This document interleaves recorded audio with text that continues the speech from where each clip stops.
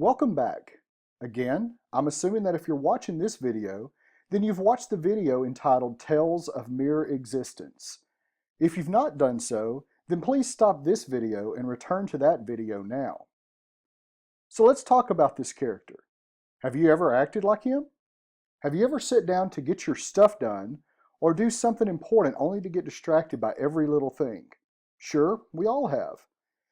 If you'll remember, when we started this lesson, I shared several quotes with you from people who had great intentions to do important things, but they got distracted for one reason or another.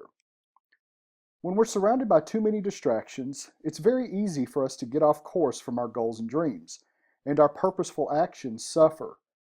Therefore, a discussion on time management would not be complete without discussing those time wasters that can distract us from our goals and dreams. Therefore, let's return to our discussion regarding the quadrants and discuss those actions in Quadrant 4.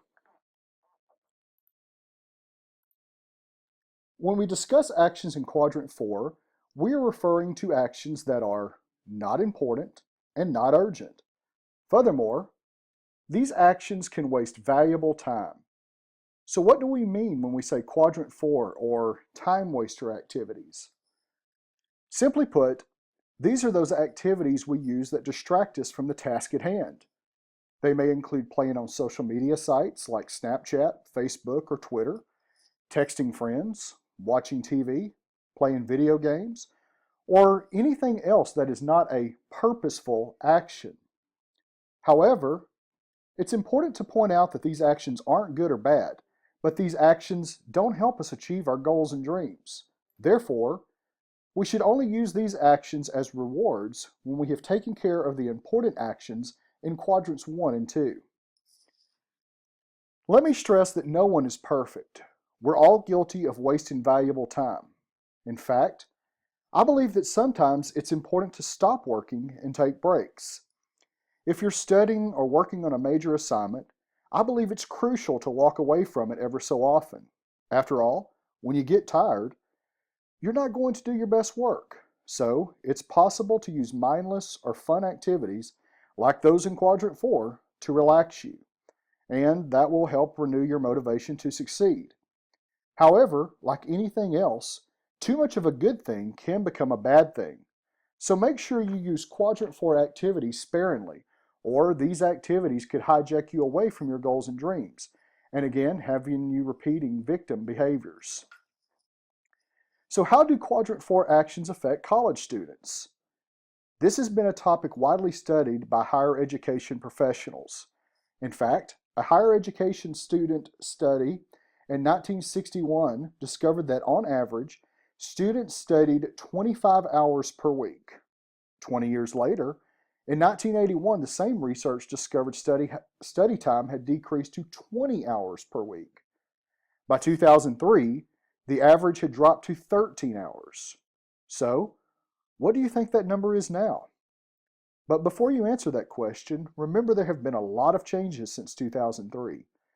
Texting has become more widely available and social media sites have flourished to epic proportions. So, if you, like me, feel that this number has decreased significantly, let me ask you this question. If students are spending less time on task, how can they learn the complex subject material with little or no time in Quadrants 1 or 2? Therefore, to be successful as a student, it becomes crucial for you to look for ways to reduce the amount of time spent completing activities in Quadrants 3 and 4. Why? Well, if you complete too many of these activities, then you're responding as a victim, and you're repeating unproductive actions such as complaining, blaming, and excusing, which waste time and moves you further and further from off course each day. Now that you're familiar with each of the 4 quadrants, let's return to our previous example. Let's imagine it's the first day of English class and you've been assigned a 10-page essay due in 10 weeks.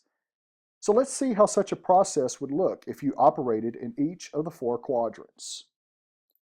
If you operate in Quadrant 1, you're likely to write the entire paper the night before it's due.